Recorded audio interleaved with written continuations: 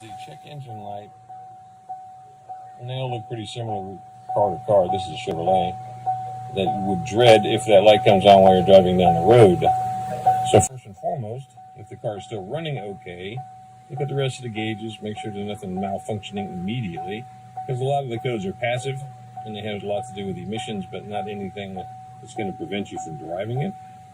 So if you can still drive it okay, continue on and then get it looked at as soon as you can. And when that occurs, someone at a parts store or a auto repair shop or wherever the case may be is going to plug a tool into the connector underneath the dash, referred to as a DLC, which stands for data link connector, and it's going to draw information from the computer and it's going to give you an area to go in.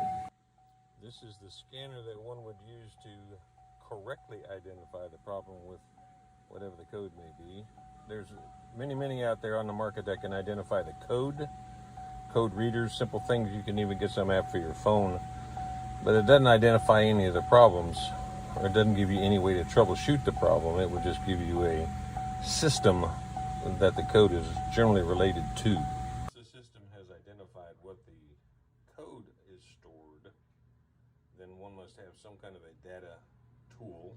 In our case, we use a thing called an all data that will describe what that particular code is, the system it's involved with, and then the proper procedure on how to test that particular system.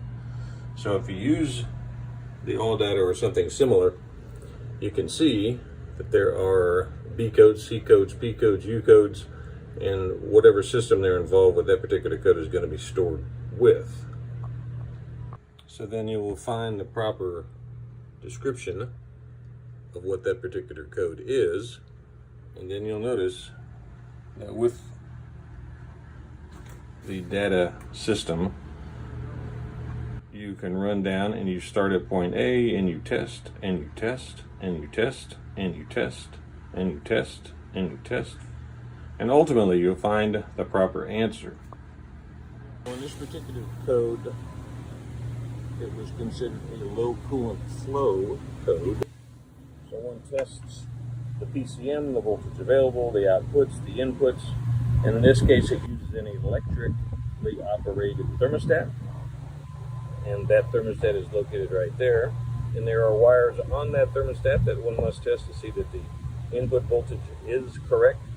In this particular case it uses a pulse width instead of just a constant flow of current, so we use that little light right there, which will actually point us to the whether or not it has the proper pulse width applied to it. If in fact it does, which this one does, then that thermostat has failed and can no longer operate the way the computer wants it to operate.